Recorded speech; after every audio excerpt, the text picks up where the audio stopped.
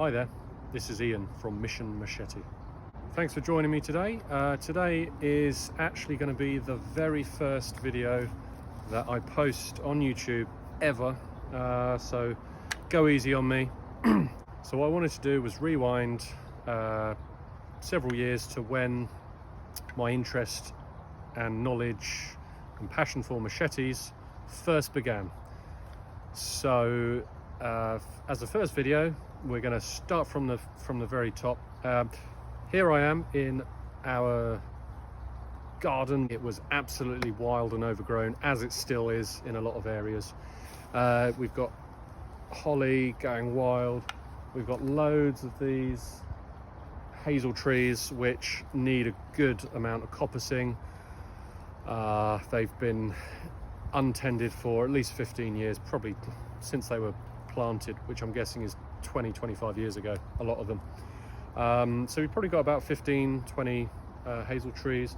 We've got a downed sweet cherry tree which needed a lot of processing. Anyway, this garden is full of stinging nettles, brambles, all of these things, all of this vegetation, and hedge cutter, strimmers, chainsaws, secateurs, snips, they're all useful and we've used them all, but the machete is what really is the kind of jack of all trades for taming this garden. And I knew we needed something, a long blade, and as soon as I started researching them, bought one, and that one was El Chete from TOPs.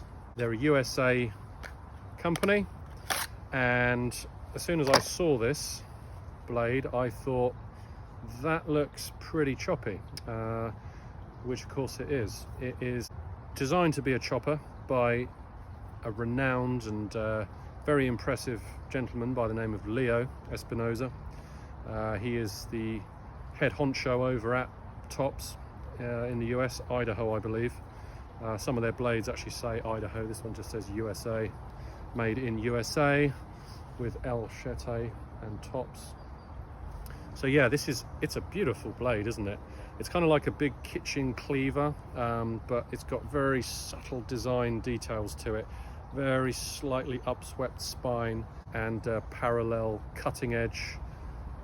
It's just, when I saw this blade, I just thought, wow, that just looks really attractive. I love the sort of stone wash, I think they call it acid rain finish on this particular one. Recently they've changed a lot of their surface coatings, which is a bit disappointing if you do like these old ones. It's really nice and smooth. It's probably not very corrosion resistant. I've been using this one, as I say, for over 3 years now. Sharpened it several times. It's got dinged up. It's had the typical stone chips in the cutting edge. Those big chops goes down, impacts into the soil, and there's always some hard object there that'll chip into. I think this one's 1095 steel. Need to check that. I know TOPs use mainly 1095, sometimes 1075, but really easy to sharpen, keeps a good edge, really nice blade geometry. It's always sold out, this blade, and I can see why. It just looks great, and there's not much out there on the market that's as heavy and good looking and a chopper. There's a lot of kukris, and I think there's a little bit overkill on kukris out there by the big brands. I'm not really a particularly big fan of kukris, because I find that when you're chopping down onto something like a branch, let's say, it's easier to sort of get the geometry of the swing right with a blade like this that's slightly curving away from you. It also offers a bit more of a sort of slicing action as you come down on whatever you're chopping. Whereas a kukri, basically the front of the blade is always going to be impacting like that. Or it's, I don't know, the angles are wrong, especially when you're chopping on like a wood block processing firewood, which this is great at. I'll maybe give a demonstration a bit later. But yeah, I just really like the blade geometry of this TOPs El Chete. However, it's not all good news. The supplied horrible metal belt clip, which seems to either get broken off, can't remove it from your belt, or just is kind of not very nice. You can see what I've tried to do to the handle, because although this sort of semicircle cutout design looks lovely, this part of the handle is a real hot point. So you're holding it like this, and as you're chopping away all day, that would just rub against the inside of your index and middle finger. When you're really using a lot of effort to go through wood and branches, that really takes its toll, and I was getting blistered up. So I used this really comfortable sort of tennis racket wrap, held on with just some decent PVC insulation tape just to hold it in place, because the handle needed some smoothing out basically. It's a good size. I've got medium-sized hands and they fit perfectly in the sort of choked back position, absolutely perfectly fitting in between the rear butt hook and this protrusion here, and then obviously choked up. You don't get super close to the cutting edge, and it's getting any closer than that is a little bit unnatural, but you get close enough, and the finger guard is going to keep your fingers well away from the cutting edge. So really safe to use. It's heavy though. The spine is, I'm going to say, about 6 millimeters thick all the way. There's no distal taper on it at all. It's definitely full tang. I'm not sure how skeletonized it is, but the weight, I measured this the other day. I'm going to have to do that again and put it in this video. But the weight is about 800 grams, 850 grams, I'm going to say. So it's a heavy old beast, and it's not super long, so it's good for that close-up chopping work. It's not so great for reaching those branches further away from you, but yeah, this is what started it all off for me. So what I've done here is I've added a bit of paracord as a lanyard. You can put your whole hand through and it will just catch it. That can be a little bit dangerous when you're getting tired, because having this blade swing around below you isn't great.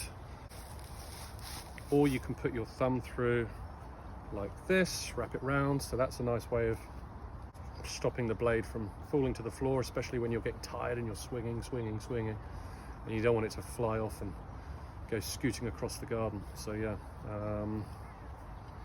nice to have some sort of lanyard on the back. I'd like to have a forward lanyard hole, but you know, that's not a deal killer.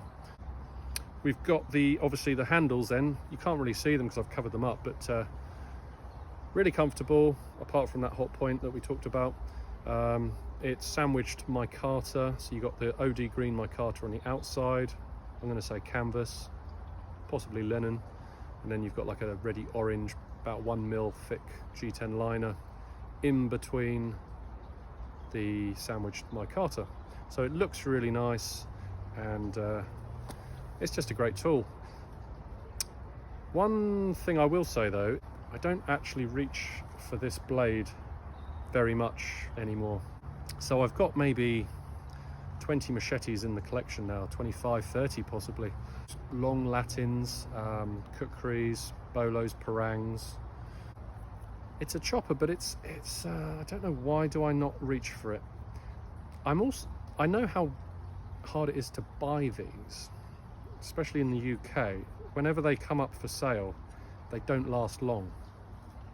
And I think I'm a bit nervous putting a big old dent in the cutting edge and having it just impossible to polish out and sharpen out. I like it a lot, but it's also the weight of it. There's a lot of weight in the handle, and I think for chopping work, I want a little bit more weight near the front and maybe a little bit less weight around the handle and the front finger guard ricasso area. But it doesn't lend itself to wanting to just pick up and go out and use when you need to do some clearing work. Probably the length of it as well it's a little bit limited, long enough for most stuff, and you know, compared to a knife that you would normally see in anyone's kitchen drawer, it's a huge monster. This would be a great cleaver to have in your kitchen drawer. But for a machete, I like long machetes. It just gives you that extra reach and flexibility when in the garden or outdoors generally. So yes, the El Chete. If I'm going to give it a rating out of 10, I would give it a solid 8 out of 10, with drawbacks just being the sharp hot spot here on the handle. The balance is just slightly off for me. It's a bit too handle heavy, and it's just maybe 20 millimeters too short for my preference. But that is really nitpicking. It is a great blade, looks awesome, does a good job, awesome chopper, and yeah, glad I got it in the collection.